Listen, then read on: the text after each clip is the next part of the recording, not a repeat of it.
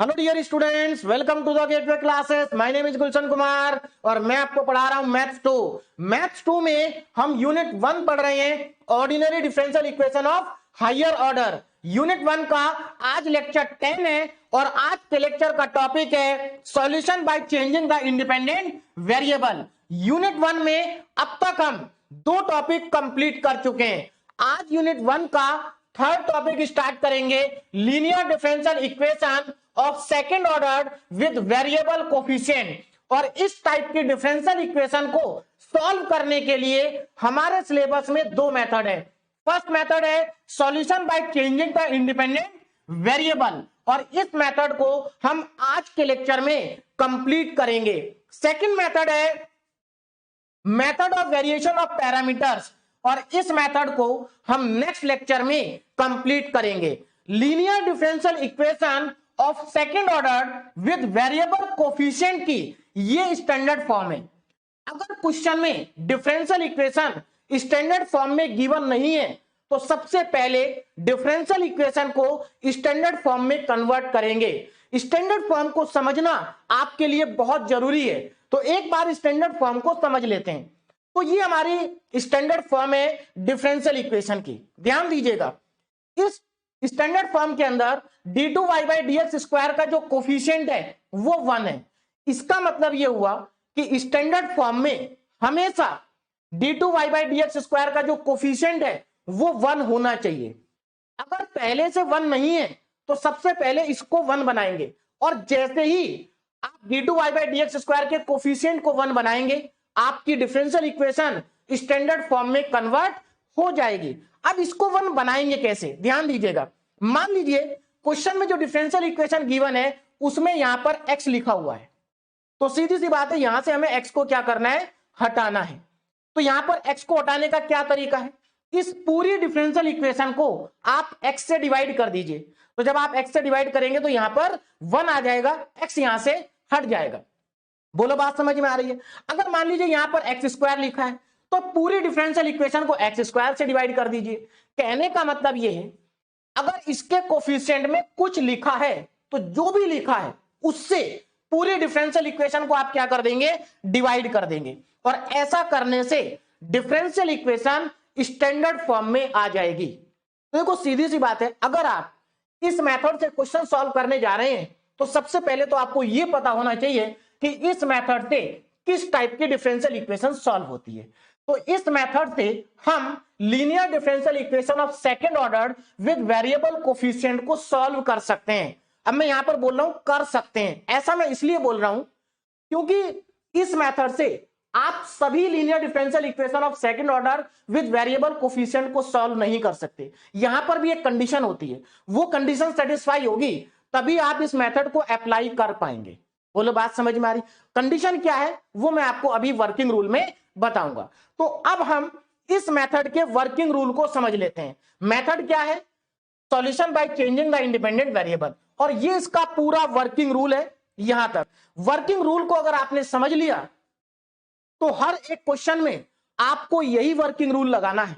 बस क्वेश्चन के अंदर कैलकुलेशन अलग होगी, प्रोसेस पूरा यही होगा, वर्किंग रूल पूरा यही होगा, कुछ भी आपको अलग नहीं करना है। तो चलिए वर्किंग रूल को समझ लेते हैं। तो वर्किंग रूल ध्यान दीजिएगा। Step number 1, right the given differential equation in standard form. अगर डिफरेंशियल इक्वेशन स्टैंडर्ड फॉर्म में नहीं है तो उसको स्टैंडर्ड फॉर्म में लिखना है। बोलो बात समझ में आ रही है, मतलब आपको इस फॉर्म में लिखना है अगर नहीं है तो।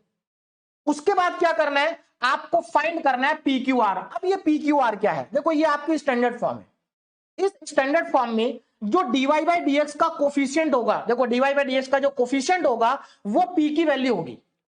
तो इसका मतलब dy/dx के कोफिशिएंट में जो भी लिखा होगा वो आप p एज्यूम कर लेंगे, वो p की वैल्यू होगी।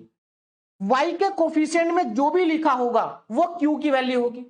और डिफरेंशियल इक्वेशन के राइट हैंड साइड में जो भी लिखा होगा वो r की वैल्यू होगी। इसका मतलब आपको स्टैंडर्ड फॉर्म से p पता चल जाएगा, q पता चल जाएगा और r भी पता चल जाएगा। बोलो बात समझ में आ रही, ये तीनों आपको पता चल जाएंगे। Now step number 2, step number 1 समझ में आ गया। स्टेप नंबर 2 अगेन बहुत इजी स्टेप है। और एक चीज मैं आपको बता दूं, यहां पर मैं अभी आपको वर्किंग रूल समझा रहा हूं। हो सकता है आपको वर्किंग रूल पूरा समझ में ना आए तो घबराना नहीं है। जब हम एक क्वेश्चन सॉल्व करेंगे ना तो वर्किंग रूल एकदम आपके दिमाग में फिट हो जाएगा और आसानी से आपको समझ में आ जाएगा, क्योंकि किसी भी मेथड का वर्किंग रूल हो वो तभी हमें 100% समझ में आता है जब हम उसके ऊपर बेस्ड क्वेश्चन सॉल्व करते हैं। क्लियर है? तो अभी समझ लीजिए, जितना भी समझ में आ रहा है क्वेश्चन जब करेंगे तो सब कुछ क्लियर हो जाएगा। Now step number 2, change the independent variable x into Z. अब देखो मेथड का नाम क्या है, हमारे मेथड का नाम है solution by changing the independent variable. मतलब इस मेथड के अंदर हम करेंगे क्या, इस मेथड के अंदर हम इंडिपेंडेंट वेरिएबल को चेंज करेंगे। और इंडिपेंडेंट वेरिएबल यहां पर क्या है, इंडिपेंडेंट वेरिएबल यहां पर है x, है ना। देखो मैं आपको ऑलरेडी बता चुका हूं पहले ही लेक्चर में कि जिसका डिफरेंशिएशन करते हैं वो डिपेंडेंट वेरिएबल होता है और जिसके रेस्पेक्ट में करते हैं वो इंडिपेंडेंट वेरिएबल होता है। यहां पर y का डिफरेंशिएशन x के रेस्पेक्ट में हो रहा है, इसका मतलब x क्या है, इंडिपेंडेंट वेरिएबल है। तो हमें करना क्या है, इस इंडिपेंडेंट वेरिएबल को चेंज करना है दूसरे वेरिएबल में। मतलब change independent variable x into Z, हम x को z में चेंज करेंगे, x को z में कन्वर्ट करेंगे। इससे पहले हम यूलर कॉची इक्वेशन पढ़ चुके हैं और आपने देखा था कि यूलर कॉची इक्वेशन में भी हम इंडिपेंडेंट वेरिएबल x को z में कन्वर्ट करते हैं, z में चेंज करते हैं। लेकिन वहां पर चेंज करने का प्रोसेस अलग था, यहां पर चेंज करने का प्रोसेस अलग है। तो समझ लेते हैं कि चेंज करने का प्रोसेस क्या है, ध्यान दीजिएगा। सबसे पहले हम क्या करेंगे, dz बाई dx के होल स्क्वायर को q के इक्वल पुट करेंगे। अब ये q क्या है, देखो ये q आपको स्टैंडर्ड फॉर्म से मिलेगा। q क्या है, q यहां पर y का कोफिशिएंट है और q की वैल्यू से हमें पता चलेगा कि ये मेथड एप्लीकेबल है या नहीं है। मेरी बात को ध्यान से समझना, इंपॉर्टेंट चीज बता रहा हूं। ये जो मेथड है ये मेथड अप्लाई होगा या नहीं होगा ये डिपेंड करेगा Q की वैल्यू पर। किस पर डिपेंड करेगा, Q की वैल्यू पर डिपेंड करेगा। Q की वैल्यू को देख करके ही आपको पता चल जाएगा कि ये मेथड अप्लाई हो सकता है या नहीं हो सकता। मतलब इस मेथड से क्वेश्चन सॉल्व हो सकता है या नहीं हो सकता। अब मेरी बात को जरा ध्यान से समझना, कैसे पता चलेगा। देखो ये स्क्वायर है, तो अगर मैं इधर से स्क्वायर को हटा दूं तो सीधी सी बात है इधर मुझे Q के ऊपर रूट लगाना पड़ेगा। Q के ऊपर क्या लगाना पड़ेगा, रूट। इसका मतलब ये जो Q है ये अंडर रूट में आएगा। किसमें आएगा, अंडर रूट में। अब मेरी बात को जरा ध्यान से समझना, देखो ये जो Q है हो सकता है Q की वैल्यू, हो सकता है Q की वैल्यू माइनस 2x स्क्वायर हो। देखिए एग्जाम्पल से समझा रहा हूं, ध्यान से समझना। मान लीजिए Q की वैल्यू है 2x स्क्वायर माइनस में, या ये भी हो सकता है कि Q की वैल्यू 4x स्क्वायर हो। मैंने दो एग्जाम्पल ले लिए। अब जरा मेरी बात को ध्यान से समझना। अब ये मेथड एप्लीकेबल होगा या नहीं होगा इस बात को समझते हैं। देखो सबसे पहले तो यहां पर कुछ नोट करके मैंने 3 पॉइंट्स लिखे, इनको समझना है। पहले पॉइंट नंबर 2 को देखो, इग्नोर निगेटिव साइन। मतलब अगर Q की वैल्यू में निगेटिव साइन आ रहा है तो आप उसको इग्नोर कर देंगे। मतलब निगेटिव साइन को यहां से हम क्या कर देंगे, हटा देंगे। अगर Q की वैल्यू निगेटिव है तो निगेटिव साइन को क्या करना है, इग्नोर करना है। तो अगर मैं इसमें से निगेटिव साइन को इग्नोर कर दूं तो ये पॉजिटिव हो जाएगा। बोलो बात समझ में आ रही है। और देखो क्या है, ignore search roots of coefficient of Q। मतलब जो Q की वैल्यू है, देखो ये Q की वैल्यू है और Q की वैल्यू में एक्स स्क्वायर क्या फंक्शन है और इसका कोफिशिएंट क्या है, 2 है। इसका मतलब अगर ignore search roots of coefficient of Q, देखो सीधी सी बात है Q की वैल्यू यहां पर क्या है, 2x स्क्वायर है। तो अगर मैं यहां पर Q की वैल्यू को अंडर रूट में पुट कर दूं तो ये 2x स्क्वायर हो जाएगा। और अगर मैं इसको रूट से बाहर निकालूं तो ये आएगा √2x, है ना। देखो x स्क्वायर है तो x पूरा बाहर आ गया और ये √2 आएगा। इसका मतलब ये है कि अगर मैं Q के ऊपर रूट लगाता हूं तो मुझे क्या मिलेगा, सर्च रूट्स मिलेगा। तो देखो यहां पर क्या लिखा, ignore search roots of coefficient of Q। अगर Q के कोफिशिएंट का सर्च रूट्स आता है, सर्च मतलब ये सर्च रूट्स है, जब रूट में वैल्यू आती है तो उसको हम सर्च बोलते हैं। तो अगर सर्च रूट्स आता है तो उसको भी आप क्या करेंगे, इग्नोर करेंगे। कहने का मतलब ये है कि अगर देखो ये स्टार्टिंग में वैल्यू क्या थी, ये स्टार्टिंग में वैल्यू थी -2x स्क्वायर, तो हमें निगेटिव साइन को इग्नोर करना है तो निगेटिव को भी हटा देंगे। और ये जो 2 है अगर हम इसका रूट लेंगे तो √2 आएगा, मतलब सर्च आएगा। तो अगर इसका रूट सर्च आएगा तो हम इस 2 को भी रिमूव कर देंगे। बोलो बात समझ में आ रही। अब हमारे पास क्या बचा, एक्स स्क्वायर बचा। बोलो बात समझ में आ रही। अब ये जो एक्स स्क्वायर बचा है ये क्या है, एक फंक्शन है, ये क्या है, फंक्शन है।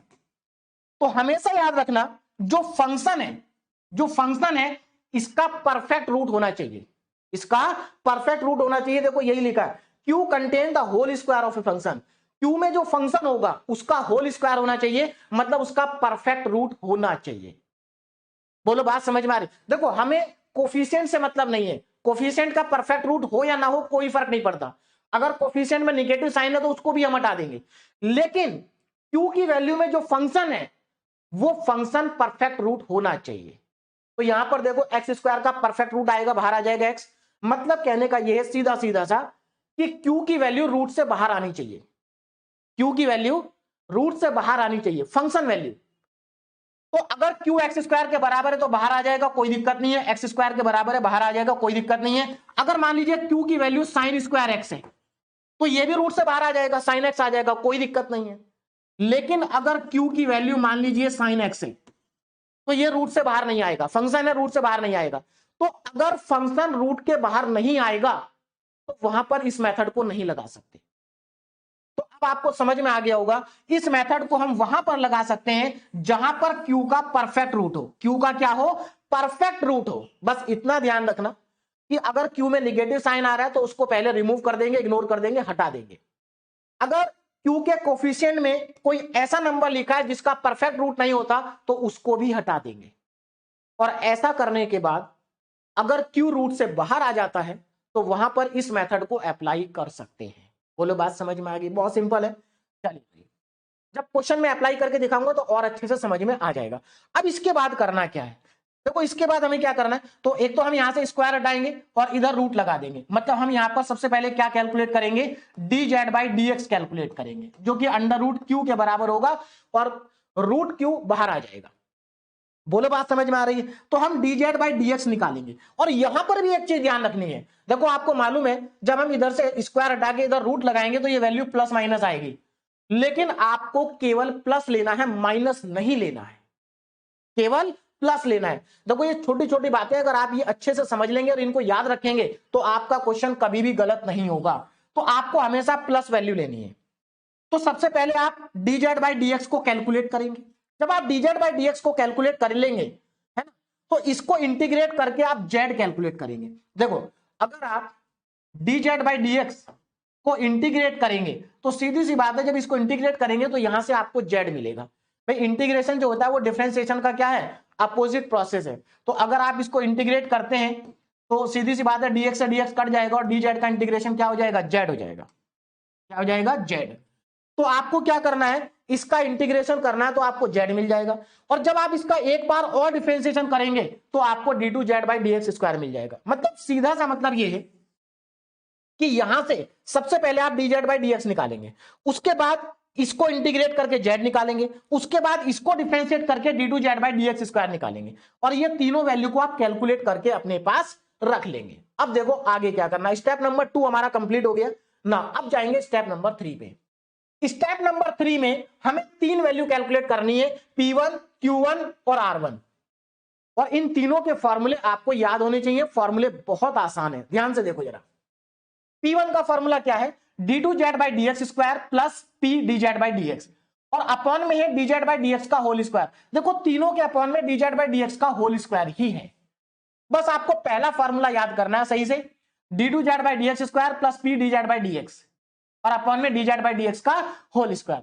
Q1 का फॉर्मूला क्या होगा, ऊपर Q आएगा नीचे dz बाई डी एक्स का होल स्क्वायर आएगा। R1 में ऊपर R आएगा और नीचे dz बाई डी एक्स का होल स्क्वायर आएगा। अच्छा d2z by D x square की वैल्यू कहां से पुट करेंगे, यहां से, ये कैलकुलेट की ना आपने, इसको पुट कर देंगे। dz बाई डी एक्स की कौन सी वैल्यू पुट करेंगे, यहां पर जो आपके पास वैल्यू आई है। आगे देखो dz बाई डी एक्स का होल स्क्वायर की वैल्यू कहां से पुट करेंगे, यहां से। ये जो आपने q, मतलब इसकी वैल्यू आप q लेंगे। और याद रखना ये जो यहां पर q होगा ना, इसमें निगेटिव साइन नहीं होना चाहिए और इसमें शॉर्ट रूट नहीं होना चाहिए। मतलब यहां पर कोई ऐसा नंबर नहीं होना चाहिए जिसका परफेक्ट रूट ना हो, अगर है कोई ऐसा नंबर तो उसको हटा देंगे और यहां पर सभी जगह पर पुट कर देंगे, है ना। क्यू कहां से लेंगे, क्यू तो आप देखो, अब मेरी बात को जरा ध्यान से समझना, यहां पर जो आप क्यू पुट करेंगे ना, वो पुट करेंगे ये वाला क्यू, यहां पर जो क्यू आपने पुट करा उसको पुट नहीं करेंगे, क्योंकि इस क्यू में से आपने नेगेटिव साइन को हटा दिया होगा, इस क्यू में से आपने ऐसा नंबर हटा दिया होगा जिसका परफेक्ट रूट ना हो। तो हमेशा याद रखना, यहां पर जो क्यू पुट होगा वो ये वाला क्यू पुट होगा जो आपने स्टार्टिंग में निकाला था।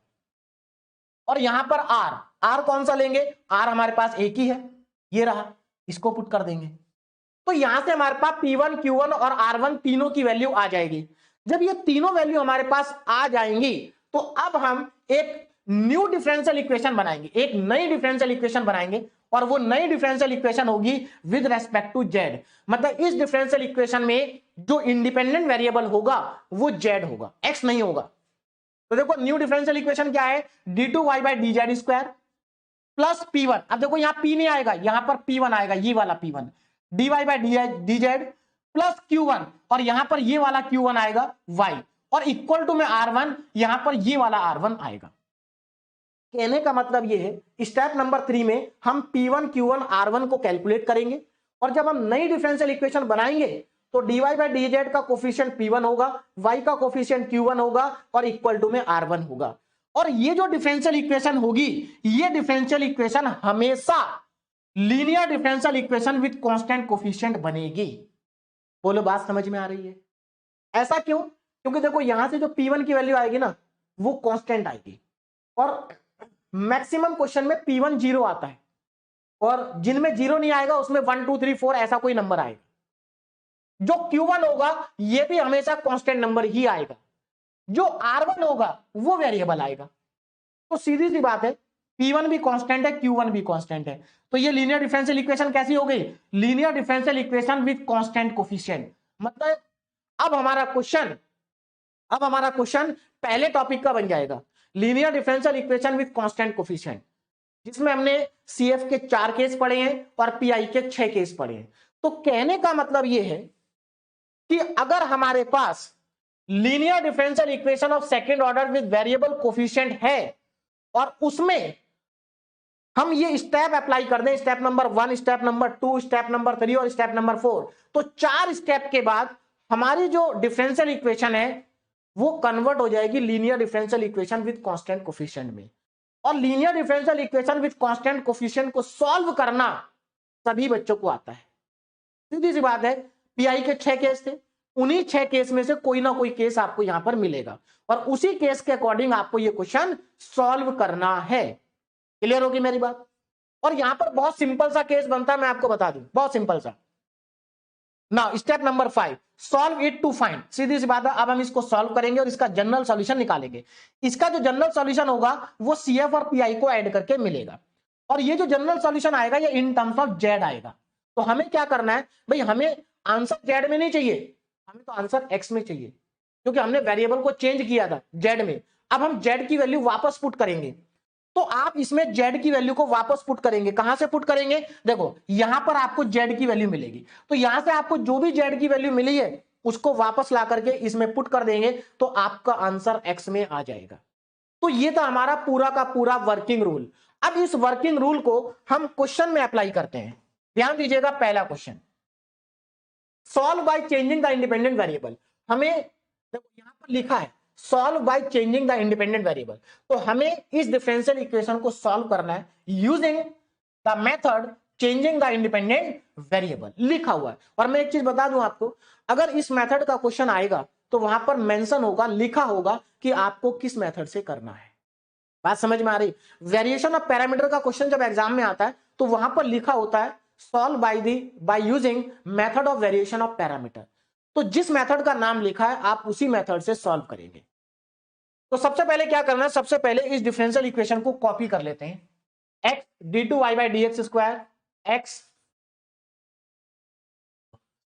ध्यान दीजिएगा, x d2y by D x square plus, पर प्लस नहीं minus, dy by D x minus dy by D x, उसके बाद है minus 4x cube y is equal to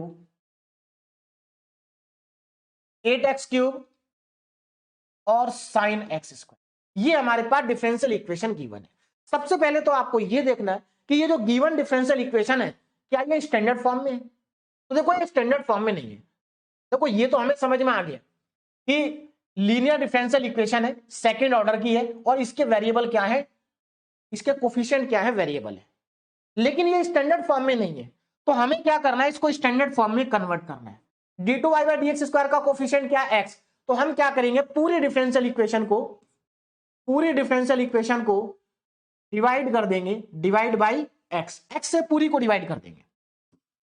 तो अगर मैं x से डिवाइड करता हूं तो देखो क्या आएगा, इसको अगर हम डिवाइड करेंगे तो ये आ जाएगा d2y/dx² माइनस, अब देखो यहां पर x से डिवाइड करा तो x कट गया, यहां पर अगर मैं डिवाइड करूंगा तो ये आ जाएगा 1/x और dy/dx, क्योंकि यहां पर x नहीं था तो 1/x आ गया। अच्छा, अगर इसको डिवाइड करूंगा तो सीधी सी बात है, ये x की पावर 3 है, x की पावर 2 बचेगा, तो 4x² y is equal to, यहां पर अगर आप देखें तो ये आ जाएगा 8x², पावर 3 थी तो पावर 2 बचेगी, और sin x²। तो अब हमारी डिफरेंशियल इक्वेशन स्टैंडर्ड फॉर्म में आ चुकी है। अगर स्टैंडर्ड फॉर्म में आ चुकी है तो अब हम यहां पर पी क्यू आर की वैल्यू लिखेंगे। P कितना है, Q कितना है और R कितना है, ध्यान दीजिएगा। देखो P क्या होता है, dy/dx का कोफिशिएंट होता है, इसका मतलब यहां पर P की वैल्यू कितनी है, -1/x, यही तो वैल्यू है, -1/x, साइन के साथ लेंगे। अच्छा, जो Q होता है वो y का कोफिशिएंट होता है, तो इसका मतलब यहां पर Q की वैल्यू कितनी है, -4x²। बोलो बात समझ में आ रही है। और राइट हैंड साइड में जो लिखा होता है वो R की वैल्यू होती है, तो यहां पर R कितना है, 8x² साइन x², ये हमारे पास R की वैल्यू है। अब ध्यान दो आगे, तो पी क्यू आर हमें पता चल गया भाई। अब हम क्या करेंगे, अब हम वेरिएबल को चेंज करेंगे, मतलब x को z में क्या करेंगे, चेंज करेंगे। तो चेंज इंडिपेंडेंट वेरिएबल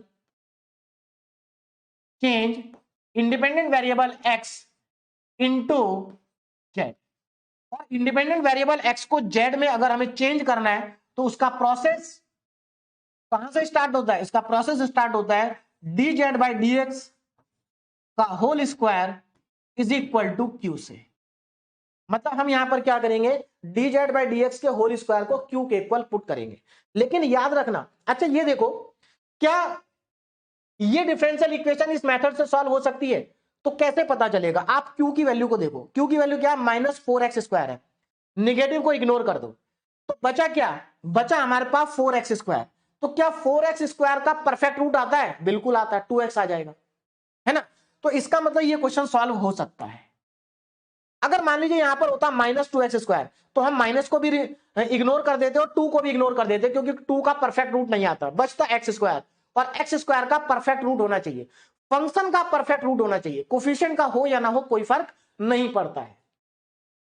तो देखो अब क्या करेंगे, हम यहां पर q की वैल्यू पुट करेंगे, लेकिन याद रखना निगेटिव साइन को इग्नोर करेंगे, निगेटिव साइन को इग्नोर करेंगे, तो ये हमारे पास आ जाएगा dz/dx is equal to dz/dx का whole square is equal to, sorry minus नहीं लिखना भाई, माइनस नहीं लिखना, 4x², यहां से स्क्वायर हटा के यहां पर रूट लगाएंगे तो ये वैल्यू आ जाएगी dz/dx is equal to 2x।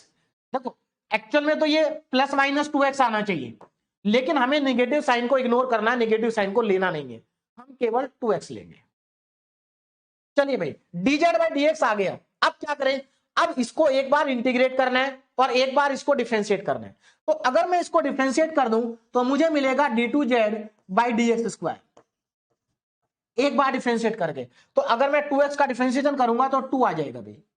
अब एक बार इसको इंटीग्रेट करना है, देखो अगर आप इसको इंटीग्रेट करते हैं तो ये हो जाएगा dz equal to 2x dx, और अगर आप देखो पहले तो आप dx को उधर ले जाओ, उसके बाद दोनों साइड में इंटीग्रेट कर दो, तो जब आप दोनों साइड में इंटीग्रेट करेंगे तो ये z हो जाएगा, और जब आप 2x का इंटीग्रेशन करेंगे तो ये आ जाएगा 2x²/2, 2 से 2 कट जाएगा, मतलब यहां पर z की वैल्यू बचेगी x²।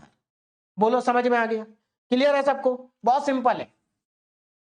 देखो मैंने क्या किया, पहले डिफरेंशियल इक्वेशन को स्टैंडर्ड फॉर्म में कन्वर्ट किया, कैसे, इसको x से डिवाइड कर दिया क्योंकि इसका कोफिशिएंट x था, तो ये स्टैंडर्ड फॉर्म आ गई।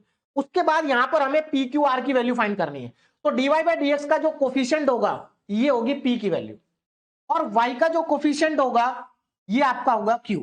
और इक्वल टू में जो लिखा वो होगा आर, तो हमें पी क्यू आर पता चल गया। उसके बाद हमें इंडिपेंडेंट वेरिएबल एक्स को जेड में चेंज करना है, तो चेंज करने का प्रोसेस क्या होता है उसको समझिए। सबसे पहले हम D Z by D x के होल स्क्वायर को क्यू के इक्वल पुट करेंगे। क्यू की वैल्यू क्या है, माइनस का 4x²। तो अगर क्यू की वैल्यू में निगेटिव साइन आ रहा है तो निगेटिव साइन को आपको नहीं लेना है, इग्नोर कर देंगे। 4 का परफेक्ट रूट होता है तो 4 को ले लेंगे, एक्स स्क्वायर को लेंगे। और हमेशा याद रखना कि अगर क्यू की वैल्यू परफेक्ट रूट नहीं है तो ये मेथड अप्लाई नहीं हो पाएगा, है ना। मतलब क्यू की वैल्यू में जो फंक्शन है अगर उसका परफेक्ट रूट नहीं है तो मेथड अप्लाई नहीं हो पाएगा। तो चलिए भाई, यहां पर हमारे पास ये वैल्यूज आ गई। अब हम क्या करेंगे आगे, अब इसके बाद देखो, अब हम यहां पर P1 Q1 और R1 की वैल्यू को कैलकुलेट करेंगे, P1 Q1 और R1, क्योंकि हमें न्यू डिफरेंशियल इक्वेशन बनानी है। तो न्यू डिफरेंशियल इक्वेशन के लिए हमें PQR की जरूरत पड़ेगी। तो अब हम यहां पर P1 Q1 R1 को कैलकुलेट करेंगे। तो P1 को कैलकुलेट करने का फॉर्मूला होता है, P1 को कैलकुलेट करने का फॉर्मूला होता है P1 इज इक्वल टू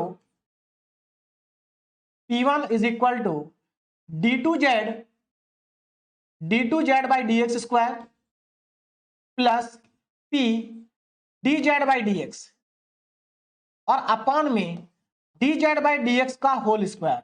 ये हमारे पास होता है फॉर्मूला। बस इस फॉर्मूले में वैल्यू पुट करनी है, तो यहां पर वैल्यू सब्स्टिट्यूट कर देते हैं। P1 is equal to d2z by D x square कितना है, 2 है, तो इसकी वैल्यू 2 आ जाएगी, 2 प्लस p कितना है, देखो यहां पर जो p है वो ये वाली वैल्यू है -1/x, तो p की वैल्यू है -1/x। उसके बाद dz बाई डी एक्स की वैल्यू है 2x, तो यहां पर 2x लिख देंगे, divided by dz by D x का होल स्क्वायर कितना है 4x²। देखो इसकी वैल्यू कितनी है 4x², तो 4x² यहां पर पुट कर देंगे। अब इसको कैलकुलेट करते हैं। देखो अगर आप यहां पर ध्यान से देखें तो ये x से x कैंसिल हो गया, बचा क्या ना, P1 इज इक्वल टू 2। देखो अब ध्यान से अगर आप देखें तो यहां पर 2 बचा, -1 इंटू 2, तो ये 2 - 2 बचेगा भाई, और अपॉन में हो जाएगा 4x²। अब 2 - 2 तो 0 होता है, इसका मतलब P1 की वैल्यू आ गई 0। P1 कितना आ गया, 0 आ गया हमारे पास। तो P1 को हमने कैलकुलेट कर लिया 0। बोलो बात समझ में आ रही है। अब आगे बढ़ेंगे, अब हम कैलकुलेट करेंगे Q1।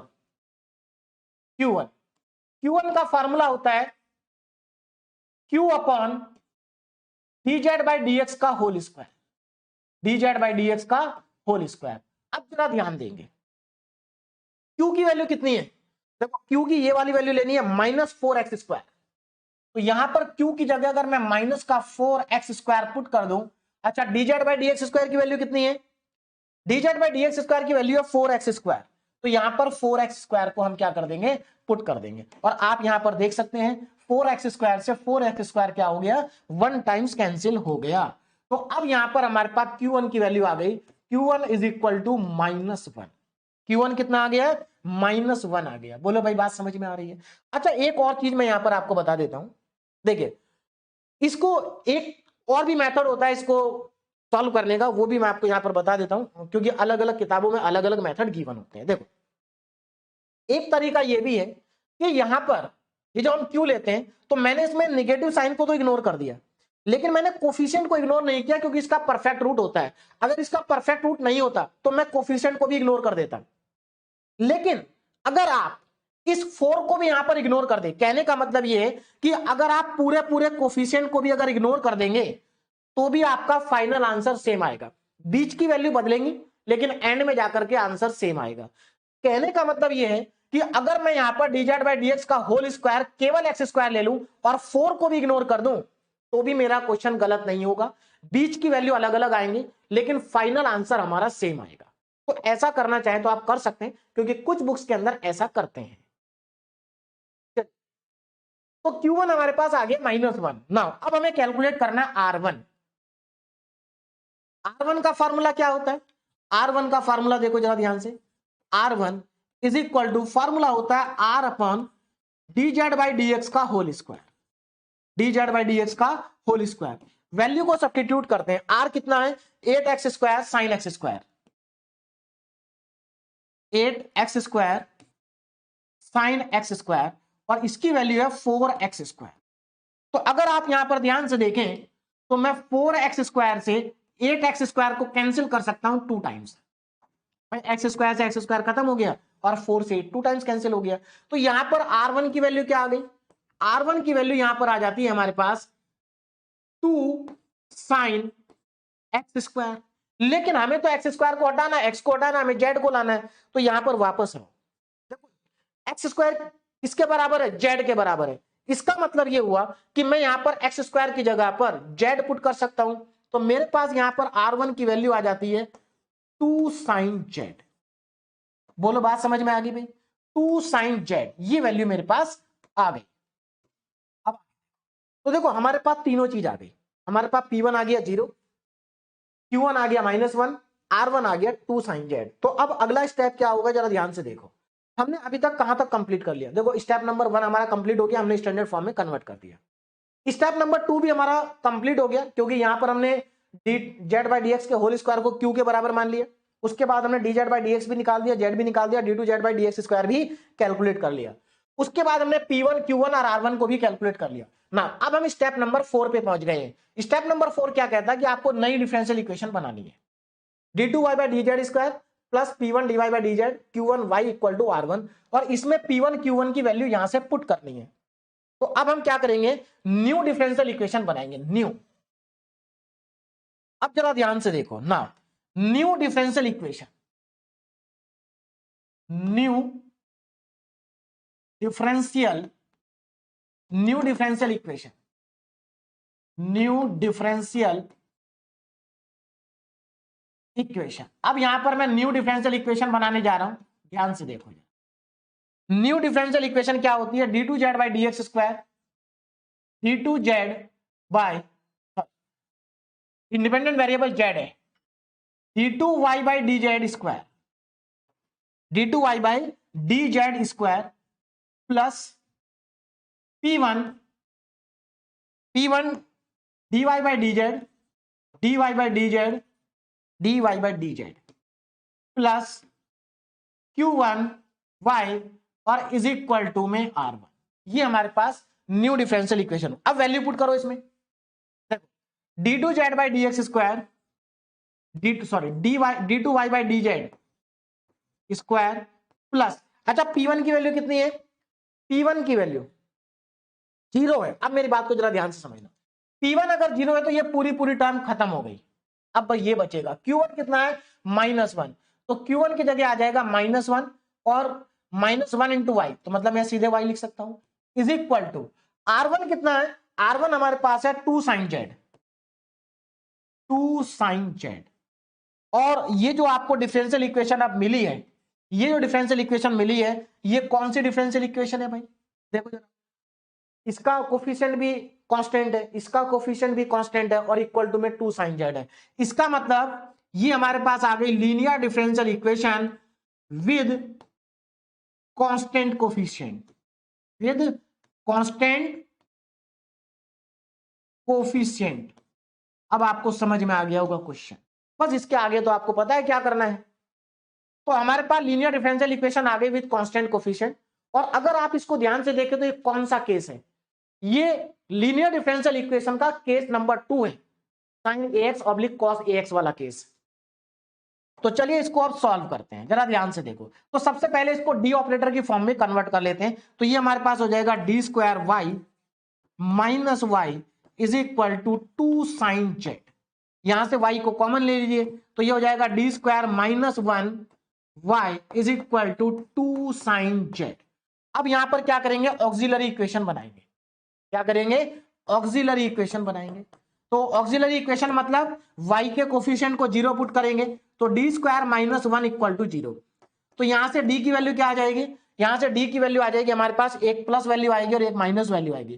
तो 1 -1, भाई d² -1 है तो उधर ले जाएंगे तो +-1 आएगा। तो d की वैल्यू एक प्लस आएगी एक माइनस आएगी, +1 और -1। अब हम क्या करेंगे? इसका CF लिखेंगे ना, CF। तो CF क्या हो जाएगा? CF का फार्मूला हो जाएगा C1 e की पावर में m1 और याद रखना यहां पर इंडिपेंडेंट वेरिएबल अब कौन सा है, जेड है, एक्स नहीं है।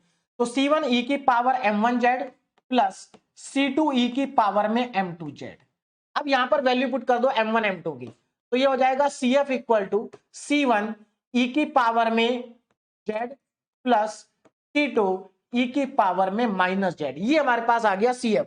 अब क्या करें, अब हमें कैलकुलेट करना है PI according to case number 2। तो PI का फॉर्मूला क्या हो जाएगा भाई, PI, तो PI is equal to, formula क्या होता है, 1 अपॉन FD इंटू Q, ये हमारे पास फॉर्मूला होता है। मैं वैल्यू डायरेक्ट पुट कर देता हूं, 1 अपॉन FD।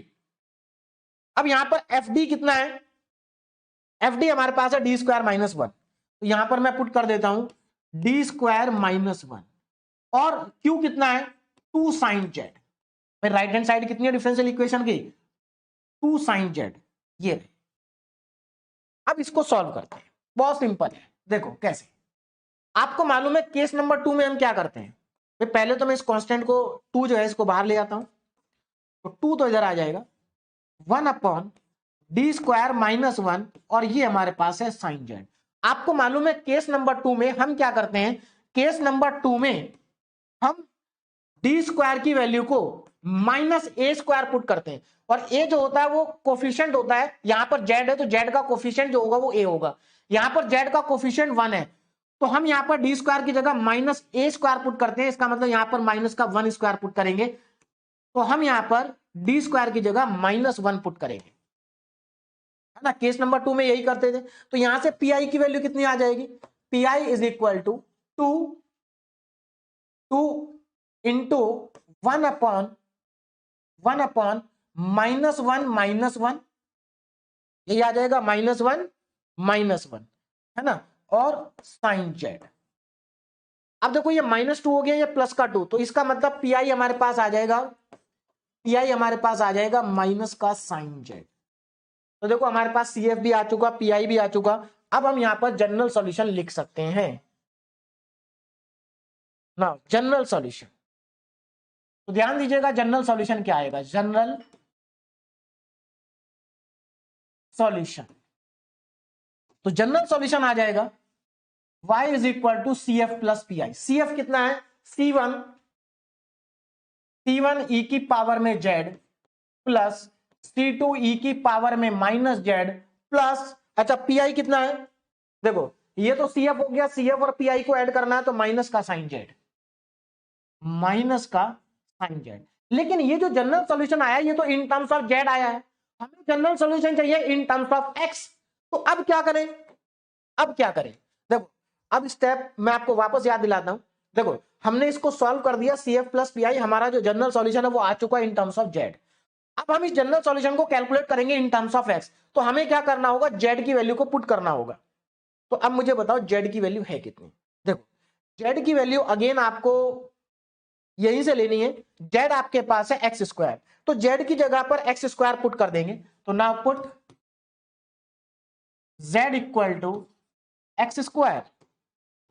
तो अगर आप Z की जगह पर x² पुट करते हैं तो आपके पास आ जाएगा y is equal to C1 e की पावर में C1 ई की पावर में x² Z की जगह पर प्लस C2 ई की पावर में -x² इस Z की जगह पर, और माइनस साइन Z की जगह पर x², और यही इस क्वेश्चन का फाइनल आंसर होगा। देखिए क्वेश्चन बहुत आसान है, बहुत सिंपल मेथड है, बहुत ज्यादा सिंपल है, कुछ नहीं करना, बस आपको वर्किंग रूल को फॉलो करना है। और एक चीज बता दूं मैं यहां पर, वर्किंग रूल को जब आप फॉलो करेंगे तो आपको जो लीनियर डिफरेंशियल इक्वेशन मिलेगी वो बहुत सिंपल सी इक्वेशन मिलेगी, बहुत सिंपल सी। जैसे आप यहां देखो कितना सिंपल इक्वेशन मिली है, बस इसको आपको क्या करना है, सॉल्व करना, और आपका फाइनल आंसर आ जाएगा। नेक्स्ट क्वेश्चन, है ना। और देखो अभी अभी जो मैंने आपको क्वेश्चन कराया है, ये क्वेश्चन AKTU यूनिवर्सिटी में 2023 में 7 मार्क्स में आ चुका है। अगला जो क्वेश्चन है वो 22 में आ चुका है और 7 मार्क्स में ही आ चुका है। तो सबसे पहले डिफरेंस, और देखो सेम ही क्वेश्चन है लगभग, ज्यादा डिफरेंस नहीं है। सबसे पहले डिफरेंशियल इक्वेशन को कॉपी कर लेते हैं। तो यहां पर है हमारे पास x d2y/dx² प्लस, एक मिनट थोड़ा पीछे से लिखता हूं, x d2y/dx² d x square plus 4x² minus 1 और dy by D x, dy by D x plus 4x³ y is equal to में 2x³। ये हमारे पास डिफरेंशियल इक्वेशन है। अब जरा ध्यान से देखो, क्या ये डिफरेंशियल इक्वेशन स्टैंडर्ड फॉर्म में है? तो स्टैंडर्ड फॉर्म में नहीं है, क्योंकि d2y by D x square का कोफिशिएंट x है, हमें इस x को हटाना पड़ेगा। तो क्या करेंगे, इसको पूरी डिफरेंशियल इक्वेशन को हम क्या कर देंगे, डिवाइड कर देंगे, डिवाइड बाई x। पूरी डिफरेंशियल इक्वेशन को दोनों तरफ x से कर देंगे डिवाइड। तो x से डिवाइड करने पर क्या बचेगा, d2y by D x square plus 4x² minus 1 dy by D x plus 4x³, sorry मैंने यहां पर डिवाइड तो किया नहीं, देखो जब आप डिवाइड करेंगे तो इसके अपॉन में भी तो x आएगा, तो ये आ जाएगा 4x² माइनस 1 अपॉन में x, ऐसे आएगा। और dy by D x plus इसको अगर x से डिवाइड करेंगे तो 4x² बचेगा और y इज इक्वल टू यहां पर बचेगा 2x²। भाई x से डिवाइड करने पर यही बचेगा। अब हमें यहां पर क्या करना है, पी क्यू आर की वैल्यू लिखनी है हेयर। तो यहां पर p कितना है, q कितना है और r कितना है, ध्यान से देखो जरा। dy बाई डी एक्स का जो कोफिशिएंट होता है ये p होता है, इसका मतलब p की वैल्यू यहां पर आ रही है 4x² माइनस 1 अपॉन में x। y का जो कोफिशिएंट है वो q होता है, तो q की वैल्यू यहां पर है 4x² और r की वैल्यू यहां पर है 2x²। देखो क्वेश्चन देखते ही पता चल जाएगा आपको कि वो चेंज ऑफ इंडिपेंडेंट वेरिएबल से होगा या नहीं होगा। देखो q की वैल्यू क्या आ रही है, 4x² आ रही है, तो मतलब यहां पर फंक्शन क्या है, x² है, तो x² का परफेक्ट रूट होता है। फंक्शन का परफेक्ट रूट होना चाहिए, कोफिशिएंट का हो या ना हो, बात समझ में आ गई। तो x² का परफेक्ट रूट होता है। अब आगे, अब हमें क्या करना है, अब हमें वेरिएबल को चेंज करना है, और वेरिएबल को चेंज करने का जो प्रोसेस है वो हमारा कहां से स्टार्ट होगा उसको देखिए जरा। तो हम यहां पर क्या करेंगे, चेंज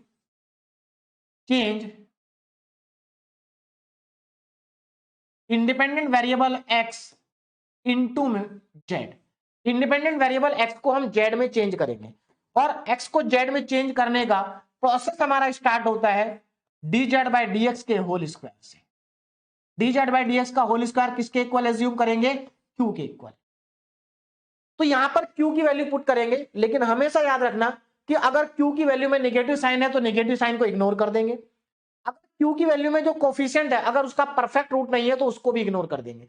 लेकिन यहां पर नेगेटिव साइन भी नहीं है और यहां पर 4 है जिसका परफेक्ट रूट होता है, तो इसका मतलब यहां पर हम कुछ भी इग्नोर नहीं करेंगे, हम पूरा पूरा लिख देंगे dz बाई डी एक्स का whole square is equal to 4x², पूरा पूरा लिख देंगे। मैंने यहां पर लिख दिया। अब आगे देखो, अब हमें क्या करना है, यहां से स्क्वायर हटाना है, इस पे रूट लगाना है। तो जब हम इसका स्क्वायर हटा के इस पे रूट लगाएंगे तो हमारे पास यहां से dz बाई डी एक्स की वैल्यू आ जाएगी। तो dz बाई डी एक्स की वैल्यू आएगी 2x। हमेशा याद रखना जब यहां पर रूट लगाएंगे तो प्लस माइनस आएगा, लेकिन हमें माइनस नहीं लेना है, माइनस को इग्नोर करना है। अब इसको एक बार डिफरेंशिएट कर दीजिए, तो ये आ जाएगा d2z by D x square, 2 आ जाएगा। और अगर आप इसको एक बार इंटीग्रेट कर दें तो ये x² आ जाएगा, है ना, बिल्कुल लास्ट क्वेश्चन की तरह ही है, पूरी कैलकुलेशन भी वैसी ही है। अब आगे देखो, कैलकुलेशन सेम है लेकिन सॉल्यूशन सेम नहीं होगा, सॉल्यूशन अलग होगा क्योंकि क्वेश्चन अलग है। अभी तक सेम चल रहा है, चलिए भाई अब आगे देखो। अब ये काम करने के बाद अब हम यहां पर कैलकुलेट करेंगे P1, और P1 का सबसे पहले फॉर्मूला लिखेंगे। P1 का फॉर्मूला होता है, ध्यान दीजिएगा, P1 का फॉर्मूला होता है d2z by D x square, d2z by D x square plus p dz by D x और अपॉन में dz बाई डी एक्स का होल स्क्वायर। ये हमारे पास होता है फॉर्मूला। वैल्यू सब्स्टिट्यूट करेंगे तो वैल्यू पुट करने पर देखो हमें क्या मिलेगा, d2z by D x square की वैल्यू कितनी है, 2 है, तो हम इसकी जगह 2 पुट करेंगे, प्लस p की वैल्यू कितनी है, देखो p की वैल्यू ये है इस बार हमारे पास, तो यहां पर p की वैल्यू को पुट कर देते हैं। थोड़ा मैं नीचे लिखता हूं, P1 इज इक्वल टू 2 ध्यान से देखो 2 प्लस पी कितना है, पी हमारे पास है 4x² माइनस 1 अपॉन में x, और dz बाई dx ये हमारे पास है 2x। वैल्यू पुट करें अपॉन में dz बाई dx का होल स्क्वायर, तो इसकी वैल्यू क्या है, वैल्यू पुट करो भाई dz बाई dx के होल स्क्वायर की 4x²। अब इसको सिंप्लीफाई करो, देखो अगर हम इसको सिंप्लीफाई करते हैं तो ये x से x क्या हो जाएगा, कट जाएगा। आगे देखो बचेगा क्या ना, p1 is equal to 2 plus, अब ध्यान से देखो जरा 2 प्लस x से x तो कट गया, इस 2 को अंदर मल्टीप्लाई करो तो ये हो जाएगा 8x² और माइनस का 2 अपॉन में 4x²। 2 से 2 क्या हो गया, कैंसिल हो गया, 2 से 2 कैंसिल हो गया भाई, ये 2 और ये 2 कैंसिल हो गया, बचा क्या हमारे पास, ऊपर बचा 8x², नीचे बचा 4x², तो इसका मतलब यहां से p1 की वैल्यू आ जाएगी 2।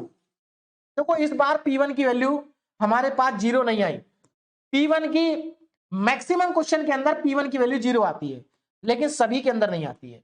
जैसे इसमें आप देख सकते हैं p1 की वैल्यू 2 है।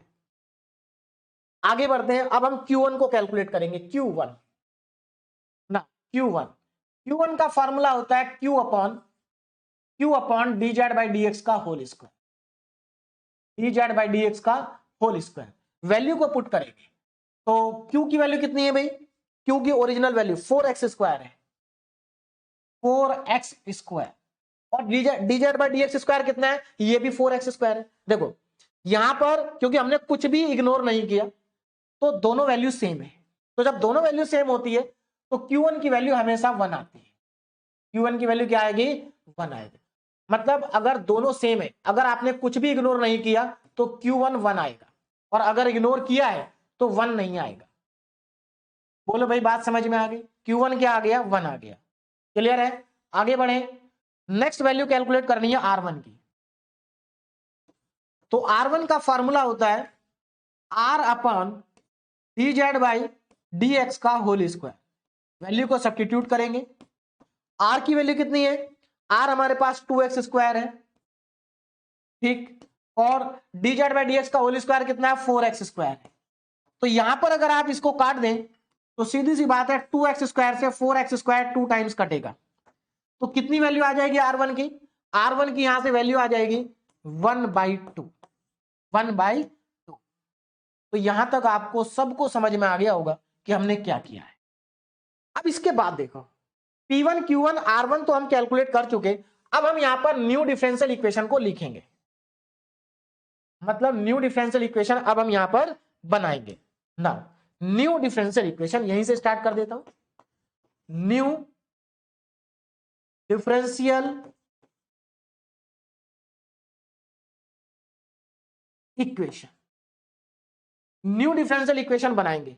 अब जो न्यू डिफरेंशियल इक्वेशन होगी है ना, उसको जरा ध्यान से देखो, ये न्यू डिफरेंशियल इक्वेशन बनेगी d2y by dz² plus p1 dy by dz plus q1 plus q1 y और इज इक्वल टू में r। तो न्यू डिफरेंशियल इक्वेशन हमारी है, इसमें वैल्यू पुट कर देंगे। तो अगर आप इसमें वैल्यू पुट करते हैं तो देखो क्या आ जाएगा, d2y by dz² d2y upon dz² d2y by dz² plus p1। अब देखो p1 कितना है भाई, p1 इस बार हमारे पास आया था 2, तो यहां पर आ जाएगा प्लस 2 और dy बाई dz। q1 कितना है, q1 है 1, तो plus y is equal to r1 कितना है 1/2, ये हमारे पास है r1। तो यहां तक किसी को कोई दिक्कत नहीं होगी। अब आगे देखो, अब अगर आप इस डिफरेंशियल इक्वेशन को ध्यान से देखें तो ये क्या है, linear differential equation with constant coefficient है। और कौन सा केस है, अगर आप यहां पर केस की बात करें तो ये केस नंबर 1 है। आप देखो कैसे, देखो हम इसको कैसे लिख सकते हैं, अगर मैं इसमें से डी ऑपरेटर में इसको कन्वर्ट करें तो हम लिख सकते हैं d² y plus 2dy plus y is equal to में 1/2 है, तो क्या मैं इसको ऐसा लिख सकता हूं, ई की पावर 0z?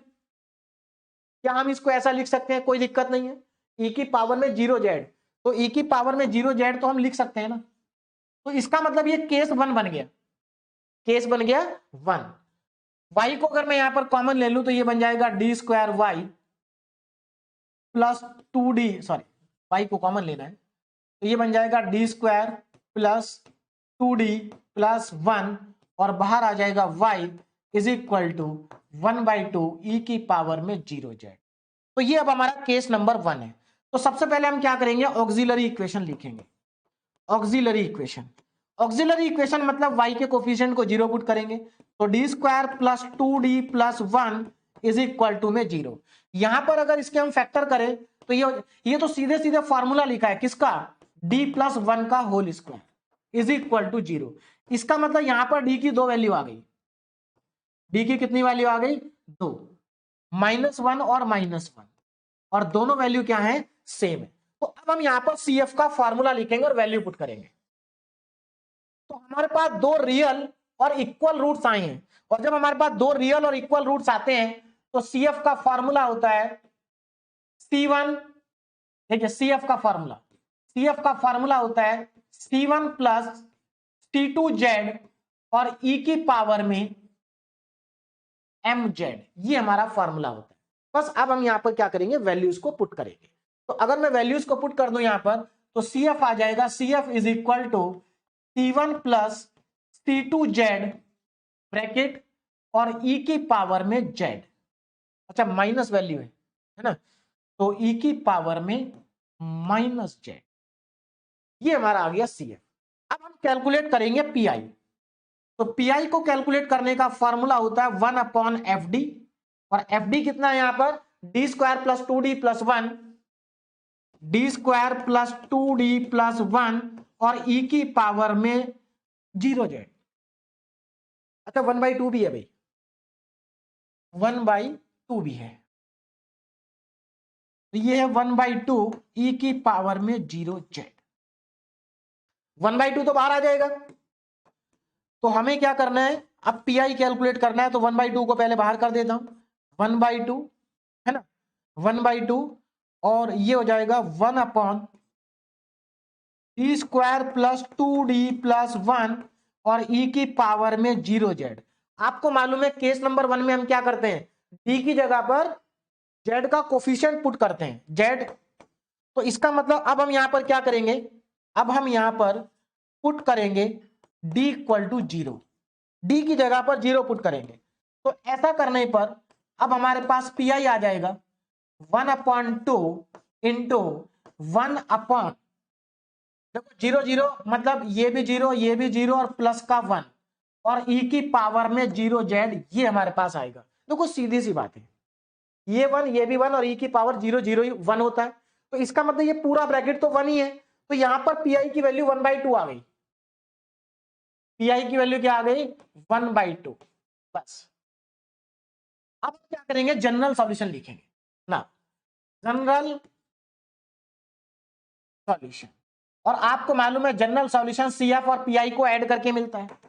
तो अब मैं यहां पर CF और PI को क्या कर दूंगा, ऐड कर दूंगा ना, y is equal to CF plus PI, तो y इज इक्वल टू, ध्यान देंगे, y is equal to CF कितना है भाई, CF हमारे पास ये है C1 C2Z और e की power minus z, C1 plus C2Z e की पावर में माइनस z प्लस का 1/2 PI हो गया। अब हमें यहां पर क्या करना है, z की जगह पर x पुट करना है ना, तो हमारा कितना आया था, z equal to x square आया था, तो अब हम z की जगह पर x स्क्वायर पुट कर देंगे ना, पुट, क्योंकि हमें फाइनल आंसर x में चाहिए, z equal to x square. तो अगर आप z की जगह एक्स स्क्वायर पुट करेंगे तो ये आ जाएगा y is equal to C1 plus C2x square bracket close e की पावर में माइनस एक्स स्क्वायर और प्लस का 1/2, और यही इस क्वेश्चन का फाइनल आंसर भी है ना, ये इस क्वेश्चन का क्या है, फाइनल आंसर है भाई। तो अब आपको समझ में आ गया होगा कि ये मेथड बहुत आसान है, बस आपको वर्किंग रूल को फॉलो करना है। वर्किंग रूल को अगर आप फॉलो करेंगे तो एक सिंपल सी लीनियर डिफरेंशियल इक्वेशन बनेगी जिसके कोफिशिएंट कांस्टेंट होंगे, है ना। और केस के अकॉर्डिंग आप उसको सॉल्व कर देंगे। केस 1 है तो 1 के अकॉर्डिंग, 2 है तो 2 के अकॉर्डिंग, 3 है तो 3 के अकॉर्डिंग। जनरली यहां पर सिंपल केस बनता है, कभी केस 1 बनता है, कभी केस 2 बनता है, कभी केस 3 बनता है, यही केस जनरली यहां पर बनेंगे।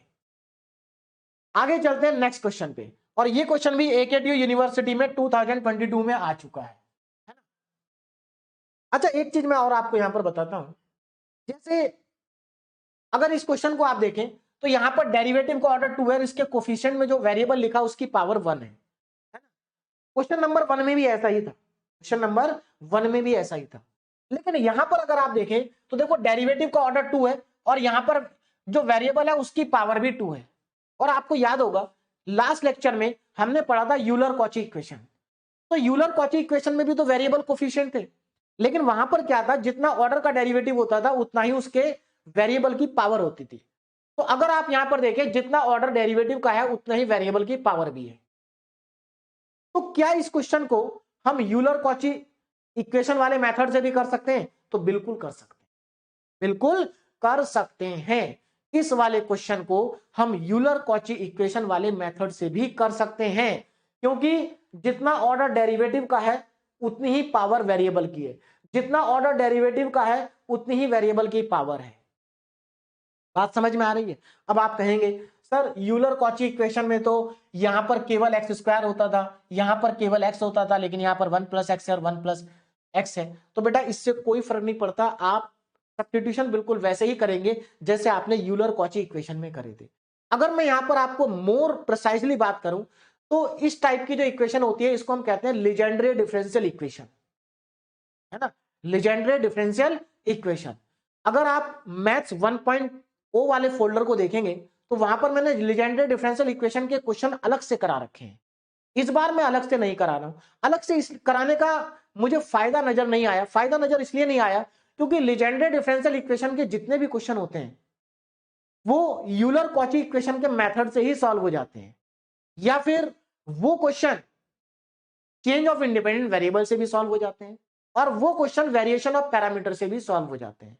तो उन क्वेश्चन को सॉल्व करने के लिए हमारे पास ऑलरेडी 3 मेथड है। बात समझ में आ रही है? चलिए अब इसको सॉल्व करते हैं। तो यहां पर हम इसको सॉल्व करेंगे चेंज ऑफ इंडिपेंडेंट वेरिएबल से, ध्यान दीजिएगा। तो इसको सॉल्व करते हैं। सबसे पहले जो हमारे पास डिफरेंशियल इक्वेशन है इसको मैं कॉपी कर लेता हूं। तो हमारे पास डिफरेंशियल इक्वेशन है 1 प्लस एक्स का whole square d2y by D x square plus 1 plus x dy by D x plus y is equal to 4 cos log 1 plus x. ये हमारे पास डिफरेंशियल इक्वेशन। क्या ये स्टैंडर्ड फॉर्म में है? तो ये स्टैंडर्ड फॉर्म में नहीं है। क्यों? क्योंकि d2y by D x square का जो कोफिशिएंट है वो 1 नहीं है। तो सबसे पहले हमें इसको स्टैंडर्ड फॉर्म में कन्वर्ट करना है। तो हम क्या करेंगे, डिवाइड बाई 1 प्लस एक्स का होल स्क्वायर। इस पूरे डिफरेंशियल इक्वेशन को 1 प्लस एक्स के होल स्क्वायर से क्या कर देते हैं, डिवाइड कर देते हैं। तो अगर मैं पूरी डिफरेंशियल इक्वेशन को डिवाइड करूंगा तो ये बन जाएगा d2y upon D x square plus, यहां पर ये कैंसिल हो जाएगा। और अब यहां पर देखो, यहां पर क्या आएगा, 1 प्लस एक्स और अपॉन में 1 प्लस एक्स का होल स्क्वायर आएगा। तो एक फैक्टर से एक फैक्टर कट जाएगा, तो यहां पर बचेगा 1 अपॉन 1 प्लस एक्स और dy बाई डी एक्स, यही बचेगा प्लस। अब देखो यहां पर कुछ भी नहीं है, तो इसका मतलब यहां पर 1 अपॉन 1 प्लस एक्स का होल स्क्वायर नीचे आ जाएगा। 1 प्लस एक्स का होल स्क्वायर क्या होगा, नीचे आ जाएगा और ये y आ जाएगा। इज इक्वल टू में ऊपर लिखा है 4 कॉस लॉग 1 प्लस एक्स और अपॉन में आएगा 1 प्लस एक्स का होल स्क्वायर। अब जरा ध्यान से देखो, अब हमारी स्टैंडर्ड फॉर्म बन चुकी है, इसका कोफिशिएंट 1 हो गया, मतलब स्टैंडर्ड फॉर्म आ गई हमारे पास। अब यहां पर पी क्यू आर की वैल्यू लिखनी है हमें हेयर। तो यहां पर पी कितना है भाई, पी होता है dy बाई डी एक्स का कोफिशिएंट। तो यहां पर पी की वैल्यू है 1 अपॉन 1 प्लस एक्स।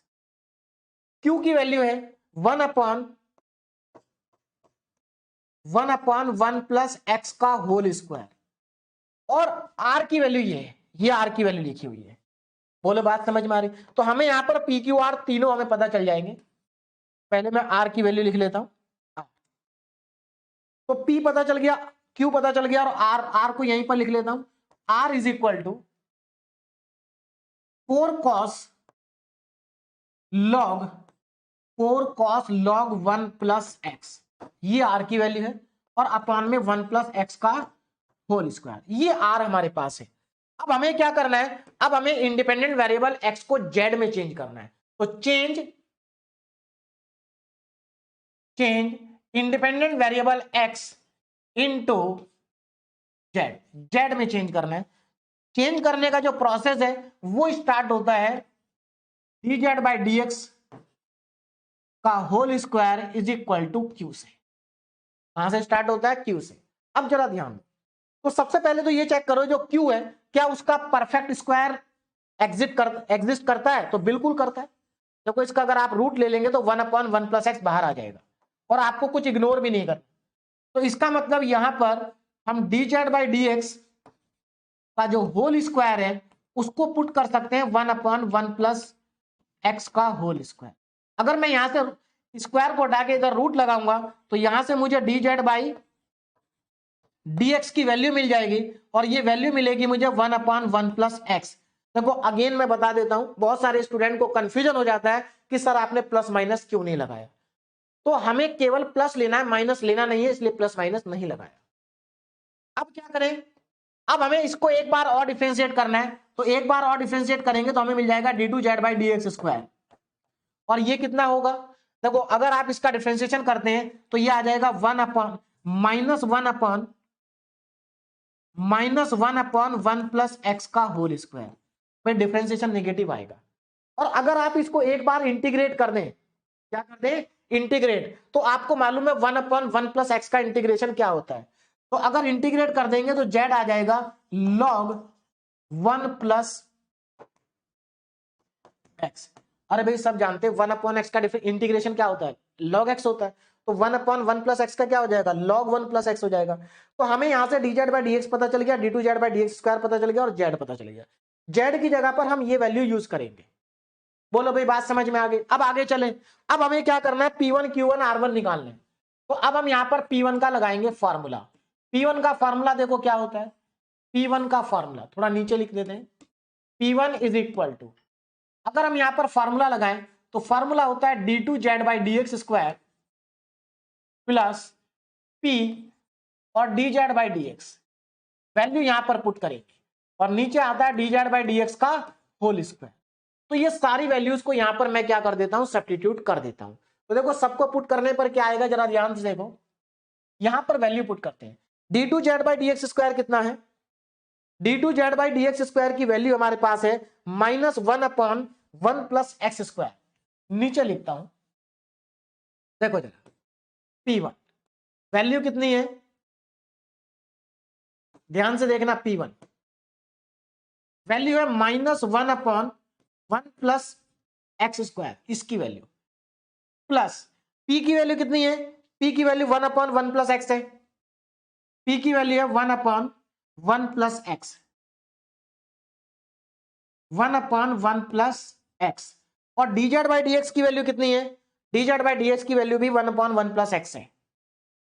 तो इसका मतलब 1/1 प्लस एक्स, ये वैल्यू आएगी। और अपॉन में D Z by D x का होल स्क्वायर कितना है? 1/1 plus x square, 1/1 plus x का होल स्क्वायर। और अगर आप ध्यान से देखें तो देखो ये 1 प्लस एक्स, ओ सॉरी यहां पर मैंने गलत लिख रखा है, D two Z by D x square गलत लिखा हुआ भाई। यहां पर ये होल स्क्वायर होगा ना, होल स्क्वायर, यहां पर देखो होल स्क्वायर है। अब जरा ध्यान से देखो भाई, ये भी 1/1 प्लस एक्स को मल्टीप्लाई कर देंगे तो ये भी होल स्क्वायर बनेगा।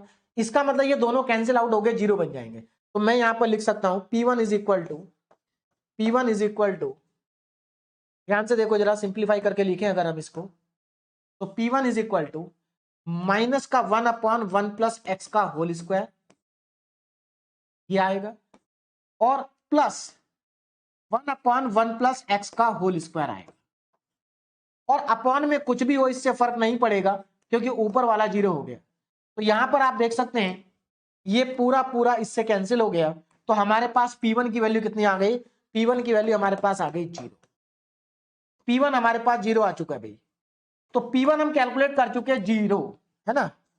चलिए, तो सिंपल से डिफरेंशियल इक्वेशन बनेगी। अब आगे देखो, नेक्स्ट स्टेप देखो जरा ध्यान से। P1 निकाल दिया, P1 निकालने के बाद अब हम निकालेंगे Q1। Q1 का फॉर्मूला क्या होता है? पहले फॉर्मूला लिखेंगे, पहले हम फॉर्मूला लिखेंगे। देखो Q1 का फॉर्मूला होता है Q1 is equal to Q upon dz by dx का whole square, dz by dx का whole square, dz by dx का होल स्क्वायर। और आपको मालूम है कि Q कितना है? Q हमारे पास 1/1 प्लस एक्स का होल स्क्वायर है। वैल्यू पुट करते हैं, तो यहां पर अगर मैं Q की वैल्यू पुट कर दूं, ध्यान से देखो जरा, Q1 is equal to, value अगर पुट करेंगे तो इसकी वैल्यू है 1/1 प्लस एक्स का होल स्क्वायर है, ठीक है। dz बाई dx का होल स्क्वायर कितना है? ये भी सेम है, 1/1 प्लस एक्स का होल स्क्वायर, ये भी सेम ही है, क्योंकि हमने कुछ इग्नोर नहीं किया। और जब हम कुछ इग्नोर नहीं करते तो आंसर 1 आता है। तो ये पूरा पूरा कैंसिल हो जाएगा, है ना भाई, ये इससे कैंसिल हो जाएगा, बचेगा क्या? 1 बचेगा। तो हमारे पास यहां पर बचा Q1 की वैल्यू बची 1, तो Q1 हमारे पास आ चुका है 1। कितना आ चुका है? 1 आ चुका है भाई, ये हमारे पास Q1 है। अब आगे चलते हैं, अब हमें एक और चीज निकालनी है, दैट इज R1। R1 का फॉर्मूला होता है R upon dz by dx का होल स्क्वायर। वैल्यू को पुट कर देते हैं, तो अगर ये वैल्यू मैं यहां पर सब्स्टिट्यूट कर दूं तो R कितना? 4 cos log 1 plus x upon 1 plus x का होल स्क्वायर, है ना। चलिए भाई, बड़ी सी वैल्यू है तो यहां पर पुट कर देते हैं, तो R1 is equal to, R1 is equal to, अच्छा अपॉन में, चलिए आगे ही पुट कर लेता हूं, इधर आ जाते हैं। ये तो आपको समझ में आ गया होगा। अब मैं यहां पर R1 की वैल्यू पुट करने जा रहा हूं, जरा ध्यान से देखें। R1, सॉरी R की और R इसके, तो R1 निकालेंगे यहां पर। R1 इज इक्वल टू, ध्यान से देखें, R1 इज इक्वल टू, देखो R की वैल्यू कितनी है भाई? R की वैल्यू ये लिखी, 4 cos log 1 plus x, 4 cos log 1 plus x, और इसके डिवाइड में है, इसके डिवाइड में क्या है जरा ध्यान से देखो, इसके डिवाइड में है 1 प्लस एक्स का होल स्क्वायर, यही लिखा हुआ भाई। चल, अब डिनोमिनेटर में dz बाई dx का होल स्क्वायर पुट कर देते हैं, और ये हमारे पास है 1/1 प्लस एक्स का होल स्क्वायर, 1/1 प्लस एक्स का होल स्क्वायर। अब जरा ध्यान से देखो, यहां पर ये पूरा पूरा कैंसिल, बचेगा क्या? अब यहां पर हमारे पास बचेगा R1 इज इक्वल टू, ध्यान से देखना, R1 is equal to 4 cos log 1 plus x, और log 1 प्लस एक्स तो अभी अभी हम कैलकुलेट कर चुके हैं, log 1 प्लस एक्स जेड के बराबर है, तो इसका मतलब log 1 प्लस एक्स की जगह मैं जेड रख सकता हूं, तो ये आ गया cos जेड। ये हमारे पास R1 है। तो P1 Q1 R1 तीनों हम कैलकुलेट कर चुके हैं। अब हमें क्या करना है? न्यू डिफरेंशियल इक्वेशन को लिखना है, new differential equation, new differential equation. अब जरा ध्यान से देखो, न्यू डिफरेंशियल इक्वेशन क्या होगी भाई? न्यू डिफरेंशियल इक्वेशन देखिए, न्यू डिफरेंशियल इक्वेशन होगी d2y upon dz square, d2y upon dz square plus p1 dy by dz plus q1 y is equal to में r1। This is the new differential equation. इसमें p1 q1 r1 को put कर देंगे, तो ध्यान दीजिएगा, d2z upon d2y upon dz square, d2y upon dz square plus p1 कितना है? P1 हमारे पास आ रहा है 0, तो इसका मतलब ये टर्म तो खत्म हो गई। Q1 कितना है 1, तो इसका मतलब यहां पर आएगा 1, y is equal to R1, R1 कितना है 4 cos z, 4 cos z। देखो कितनी सिंपल सी डिफरेंशियल इक्वेशन बनी है, इसका कोफिशिएंट भी कांस्टेंट है, इसका भी कांस्टेंट है। इसका मतलब ये linear differential equation with constant coefficient बन चुकी है। और कौन सा केस है, case number 2, again case number 2 बन रहा है। यहां पर 1 2 3 बनेंगे, जनरली सिंपल केस बनेंगे, सिंपल डिफरेंशियल इक्वेशन बनेगी। अब हमें क्या करना है, इसको सॉल्व करना है। तो देखो हम यहां पर क्या लिख सकते हैं, D square y plus Y, ये हो जाएगा d square y plus Y is equal to 4 cos Z, 4 cos Z. तो यहां पर अगर मैं y को कॉमन ले लूं तो ये आ जाएगा d square plus 1 y is equal to 4 cos Z. बस यहां पर ऑक्सिलरी इक्वेशन लिखेंगे और CF निकाल देंगे।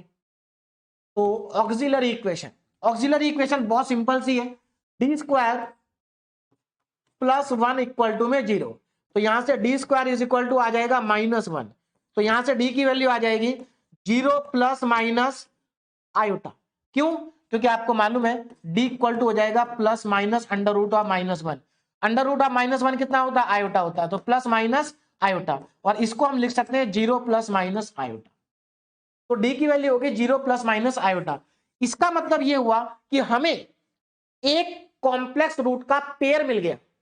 तो अब हम इसके लिए CF का फॉर्मूला लिखेंगे। तो जब हमें कॉम्प्लेक्स रूट का एक पेयर मिलता है तो CF का फॉर्मूला होता है e की पावर में alpha x C1 cos beta x plus C2 sign beta x, ये हमारा फॉर्मूला होता है। बीटा यहां पर 1 है और अल्फा यहां पर 0 है। तो अगर मैं यहां पर अल्फा और बीटा की वैल्यू को पुट कर दूं तो अल्फा 0 है तो e की पावर 0 0 होगा, ठीक है।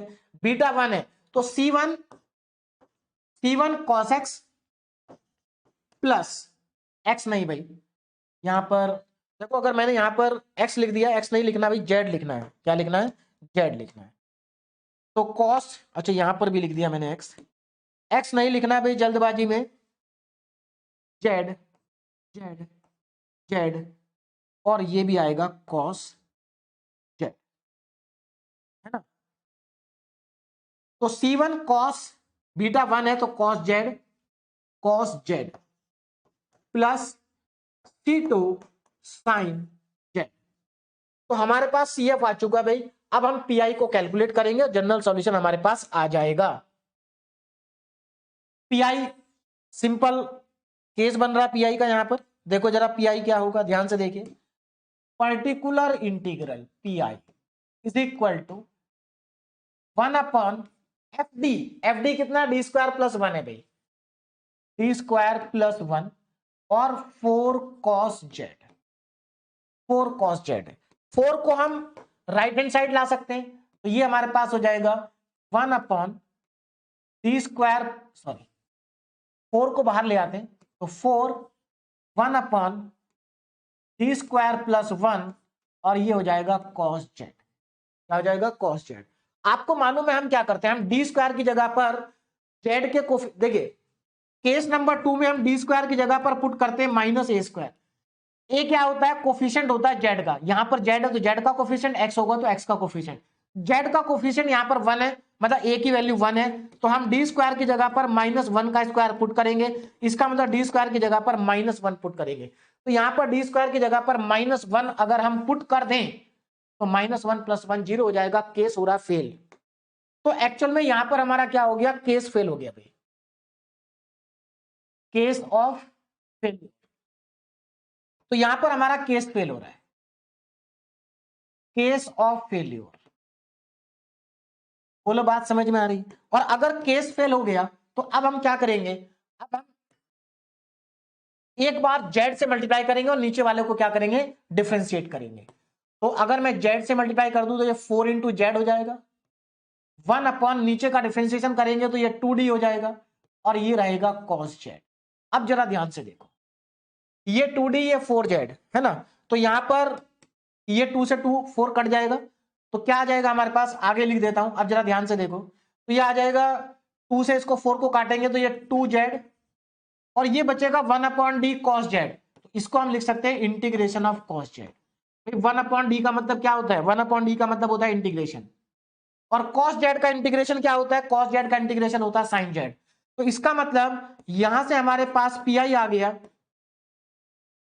2z sin z, ये हमारे पास pi आ गया। बस खत्म हो गया क्वेश्चन, pi हमारे पास आ चुका। अब हम इसका जनरल सॉल्यूशन लिख सकते हैं। तो इसका जनरल सॉल्यूशन क्या होगा? जनरल सॉल्यूशन, तो इसका जनरल सॉल्यूशन होगा CF प्लस पी आई। तो y is equal to CF कितना है?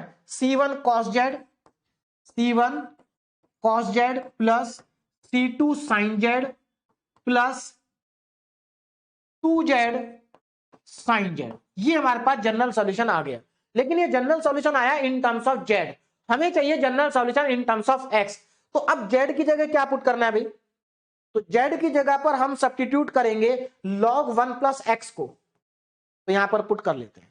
तो y is equal to C1 cos, और z की जगह पर आ जाएगा log 1 plus x plus C2 sin, और z की जगह पर आ जाएगा log 1 plus x plus 2, z की जगह पर आएगा log 1 प्लस x, और sin z sin log 1 plus x, log 1 plus x। तो ये हमारा इस क्वेश्चन का फाइनल आंसर होगा इन टर्म्स ऑफ x। तो मेरे ख्याल से अब आपको समझ में आ गया होगा कि किस तरीके से हमें आंसर को कैलकुलेट करना है। तो ये हमारा इसका फाइनल आंसर है इन टर्म्स ऑफ z। तो आपने देखा कि सारे क्वेश्चन बहुत ज्यादा सिंपल है, कुछ भी नहीं करना, सारे क्वेश्चन एक ही जैसे हैं। बस आपको वर्किंग रूल को फॉलो करना है, वैल्यू सब्स्टिट्यूट करते जाना है, और आपके क्वेश्चन इजीली सॉल्व होते जाएंगे। देखो, इस मेथड से यूलर कॉची इक्वेशन के क्वेश्चन भी सॉल्व हो सकते हैं। यूलर कॉची इक्वेशन के वो सारे क्वेश्चन सॉल्व हो सकते हैं जो second order linear differential equation के हैं। बात समझ में आ रही? देखो, यूलर कॉची इक्वेशन में हमने सेकंड ऑर्डर की डिफरेंशियल इक्वेशन को भी सॉल्व किया था, थर्ड ऑर्डर की भी किया था, फोर्थ ऑर्डर की भी कर सकते हैं। लेकिन चेंज ऑफ इंडिपेंडेंट वेरिएबल से हम केवल सेकंड ऑर्डर की लीनियर डिफरेंशियल इक्वेशन को सॉल्व कर सकते हैं। तो यूलर कॉची इक्वेशन के वो सारे क्वेश्चन इस मेथड से सॉल्व हो सकते हैं जहां पर डिफरेंशियल इक्वेशन सेकंड ऑर्डर की थी। लेकिन उसमें भी एक कंडीशन है कि जो क्यू होता है वो परफेक्ट स्क्वायर होना चाहिए फंक्शन का, ये कंडीशन है। बोलो, बात समझ में आ गई? आगे बढ़ते हैं, एक और क्वेश्चन यहां पर सॉल्व करते हैं जिसको ऑलरेडी मैंने पहले से सॉल्व किया हुआ है। बस इसको मैं आपको समझा देता हूं। सिंपल सा क्वेश्चन है, solve by changing the independent variable को चेंज करके हमें सॉल्व करना है। और अगर आप ध्यान से देखें तो यहां पर हमें पहले से ही डिफरेंशियल इक्वेशन स्टैंडर्ड फॉर्म में गिवन है, क्योंकि देखो इसका कोफिशिएंट क्या है? 1 है। तो डिफरेंशियल इक्वेशन को मैंने कॉपी कर दिया। अब जरा ध्यान से देखो, यहां पर p की वैल्यू कितनी है? देखो, dy बाई dx का जो कोफिशिएंट होता है वो p की वैल्यू होती है। q की वैल्यू कितनी है? y का देखो कोफिशिएंट क्या है? y का कोफिशिएंट 2 और sin स्क्वायर x है। तो इसका मतलब q की वैल्यू 2 sin स्क्वायर x है। और r राइट हैंड साइड, तो राइट हैंड साइड e की power minus cos x sin square x है। देखो, डिफरेंशियल इक्वेशन को देख करके ऐसे लग रहा है कि क्वेश्चन बहुत टफ होगा, लेकिन क्वेश्चन बहुत इजी है, बहुत इजी है। ध्यान से देखो जरा। अब देखो कैसे, ध्यान से। अच्छा, एक और चीज मैं यहां पर आपको बता दूं, आपके दिमाग में चल रहा होगा, क्या सर हम इस मेथड से टॉपिक नंबर 1 के क्वेश्चन भी सॉल्व कर सकते हैं? मतलब linear differential equation with constant coefficient को सॉल्व कर सकते हैं? तो इस मेथड से नहीं कर सकते। बात समझ में आ रही है? इस मेथड से नहीं कर सकते। इस मेथड से हम केवल यूलर कॉची इक्वेशन के क्वेश्चन सॉल्व कर सकते हैं, वो भी वो क्वेश्चन जहां पर डिफरेंशियल इक्वेशन सेकंड ऑर्डर की है और कंडीशन सेटिस्फाई होती है, उनको कर सकते हैं। चलिए भाई, तो यहां पर पी क्यू आर हमारे पास आ गया। अब हम क्या करेंगे? वेरिएबल को चेंज करेंगे, एक्स को जेड में। तो x को अगर z में चेंज करना है तो हम यहां पर क्या करेंगे?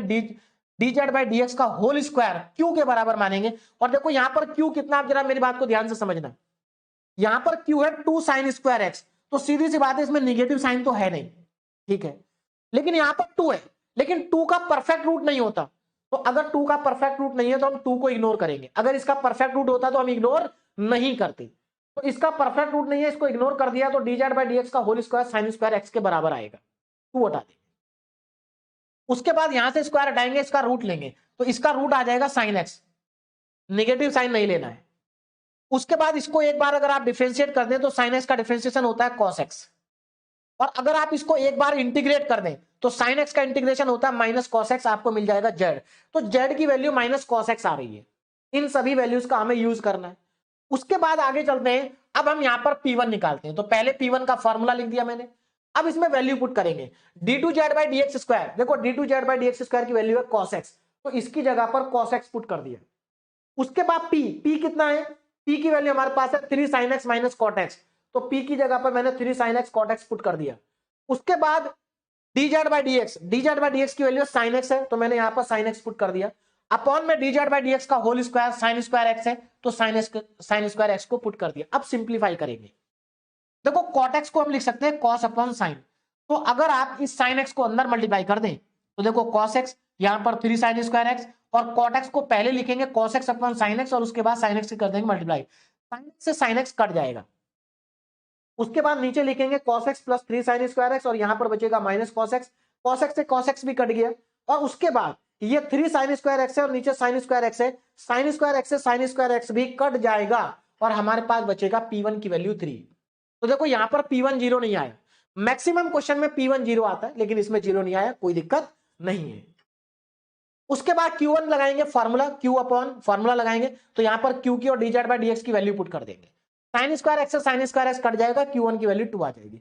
R1 का फार्मूला लगाएंगे, R upon dz by dx का होल स्क्वायर, वैल्यू पुट करेंगे, sin स्क्वायर x से sin स्क्वायर कट जाएगा, R1 आ जाएगा e की पावर में माइनस cos x, लेकिन माइनस cos x तो z होता है, तो यहां पर हम z पुट करेंगे। हमेशा याद रखना जब हम R1 निकालते हैं तो R1 में हमारे पास जो भी फंक्शन आएगा उसमें हम x की जगह z रखेंगे।